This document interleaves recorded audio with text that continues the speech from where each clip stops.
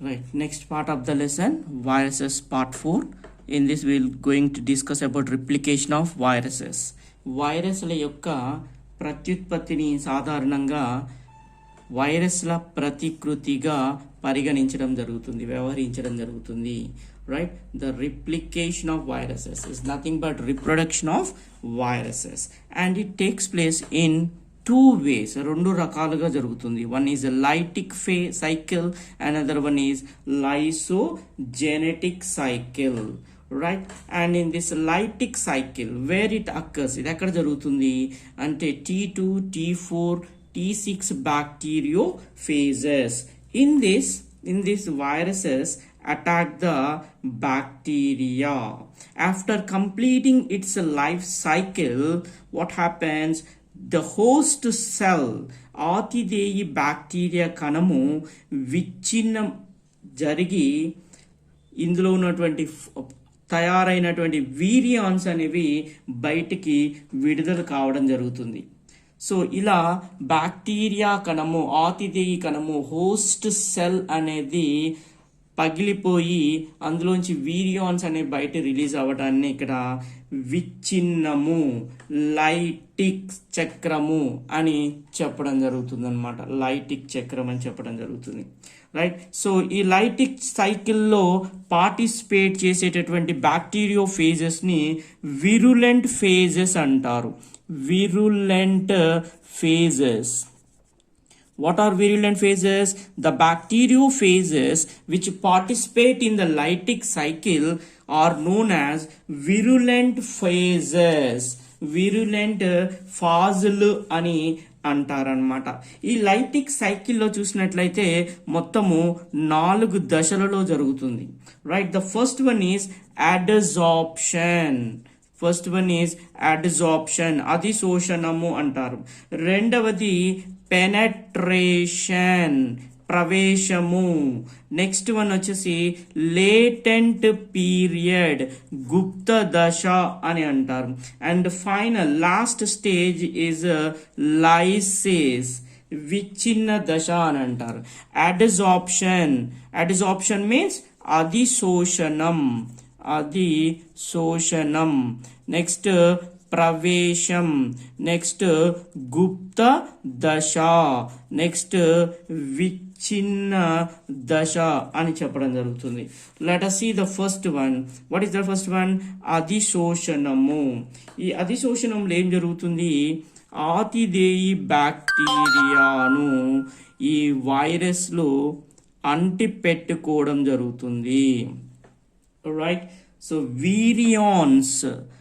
వీరియాన్ అంటే virus. Right, ఈ virion అనేది ఆతిథేయ బ్యాక్టీరియాకి అతుక్కోవడాన్ని అడ్జార్ప్షన్.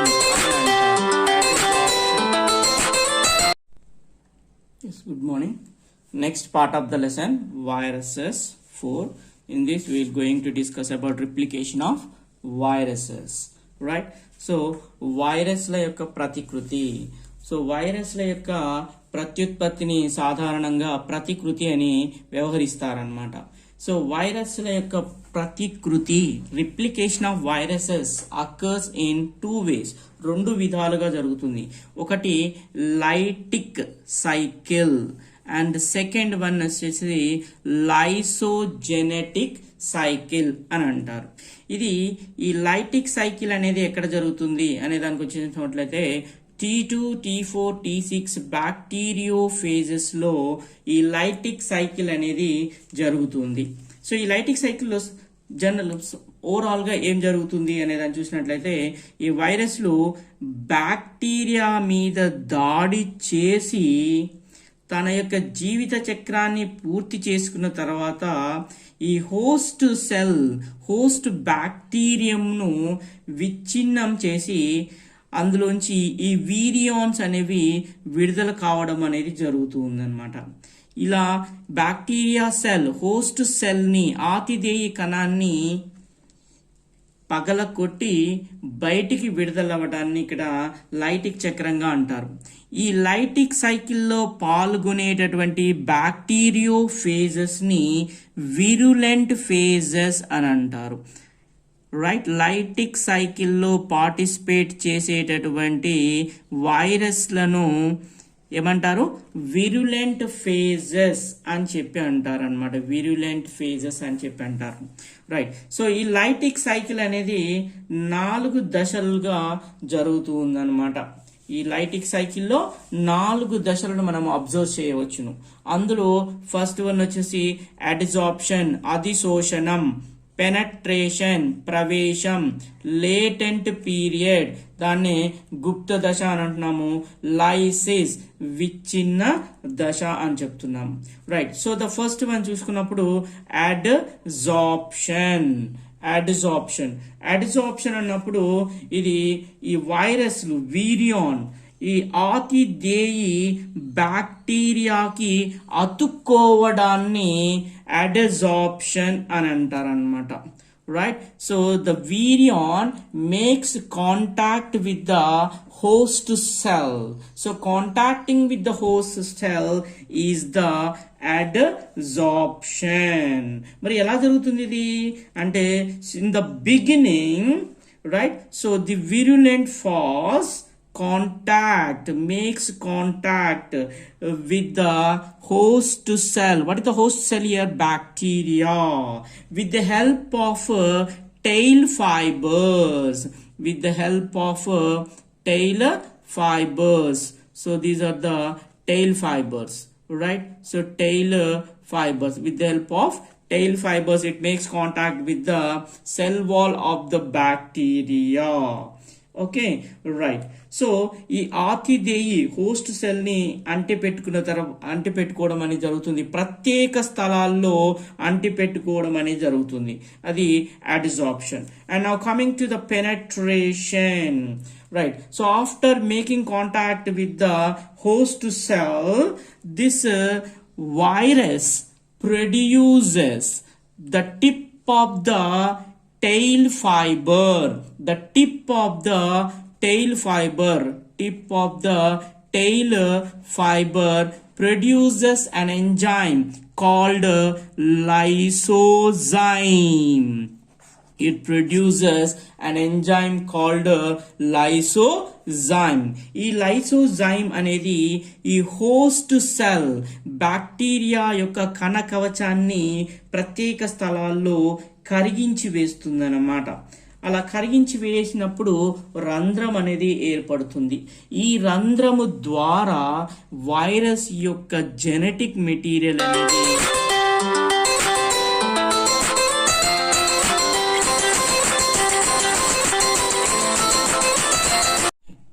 సో పెనట్రేషన్లో వైరస్ ఆతిథేయ యొక్క బ్యాక్టీరియా కణ కవచాన్ని అంటిపెట్టుకున్న తర్వాత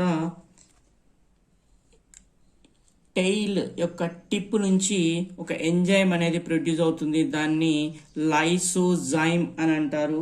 ఈ లైసోజైమ్ అనేది ఆతిథేయ కణ కవచాన్ని కరిగించేస్తుంది అనమాట. It dissolves the cell wall of the host cell. Right, and through this hole that genome is injected into the host cell. ఈ రంధ్రము ద్వారా ఏమవుతుందన్నమాట వైరస్ యొక్క డిఎన్ఏ అనేది ఈ బ్యాక్టీరియాలోకి ప్రవేశపెట్టడం జరుగుతుంది. కాబట్టి దీన్ని ఏమన్నారంటే పెనట్రేషన్ అంటారు. రైట్. సో ఇక్కడ ఇక్కడ వైరస్ అనేది కణ కవచాన్ని అంటిపెట్టుకుంది. దేంతో అంటిపెట్టుకుంటుంది? టైల్ ఫైబర్స్ తోటి అంటిపెట్టుకుంటుంది అన్నమాట.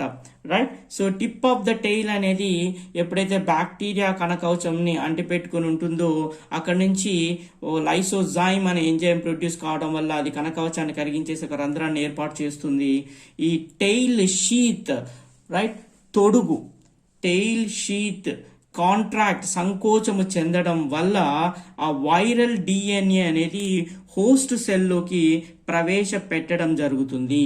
ఇక బయటి వైపున ఏం మిగిలిపోతుంది అనమాట? ప్రోటీన్ తొడుగు మిగిలిపోతుంది. ప్రోటీన్ తొడుగు అనేది మిగిలిపోతుంది అనమాట.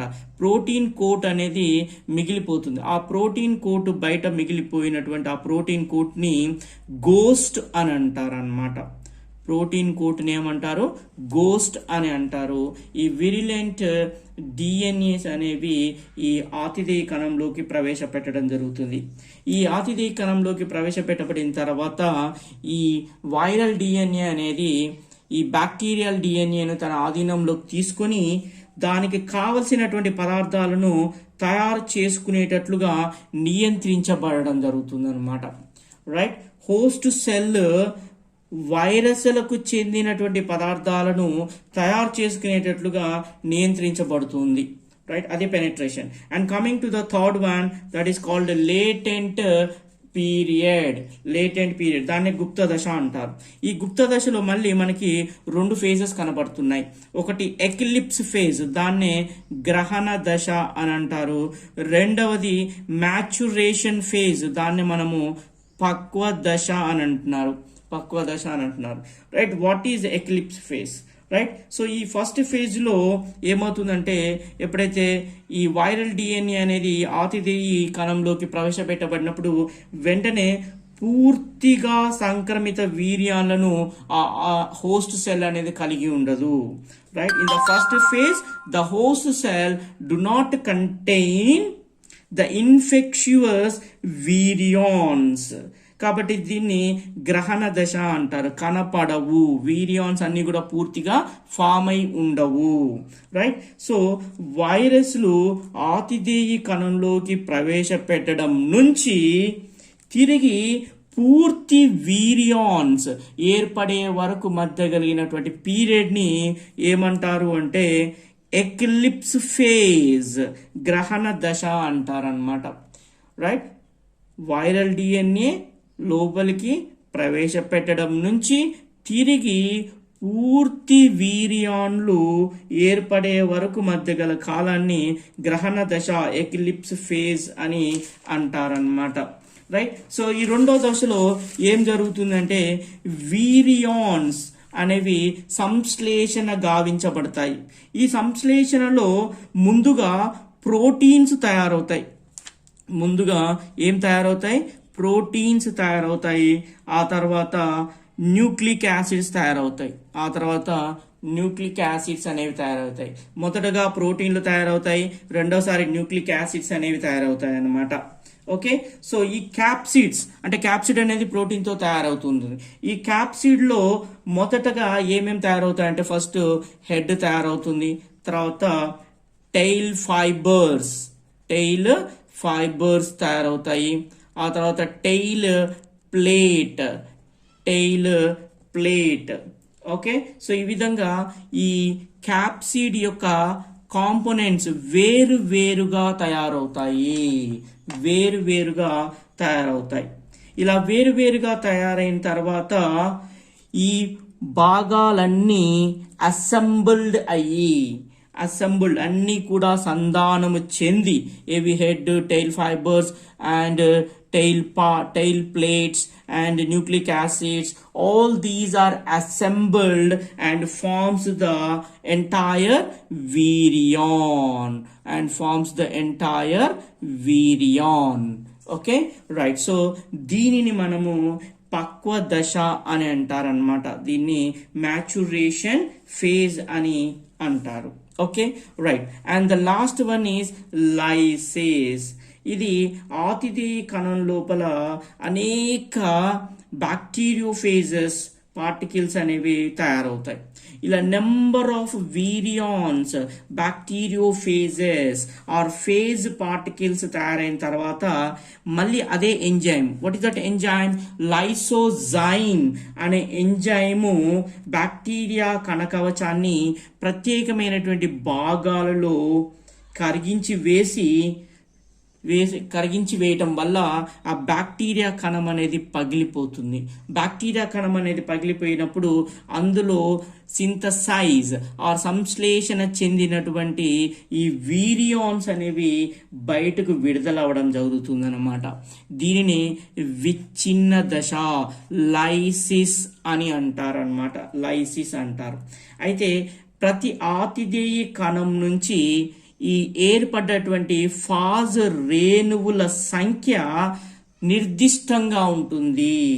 ఈ నిర్దిష్టంగా ఉండే ఈ సంఖ్యను ఏమంటామంటే పగిలే పరిమాణము, పగిలే పరిమాణము లేదా బస్ట్ సైజ్ అని అంటారు. ఈ విధంగా ఫాజ్ రేణువులు అనేవి బ్యాక్టీరియా కణం నుంచి హోస్ట్ సెల్ నుంచి బయటకు విడుదల అవ్వడం జరుగుతుంది. ఏ విధంగా హోస్ట్ సెల్ విచ్ఛిన్నము చెందడం ద్వారా ఏర్పడ్డటువంటి వీరియాన్స్ బయటికి రిలీజ్ కావడం జరుగుతుంది. అందుకనే దీనిని ఏమన్నారు, లైటిక్ సైకిల్ అని చెప్పడం జరిగింది.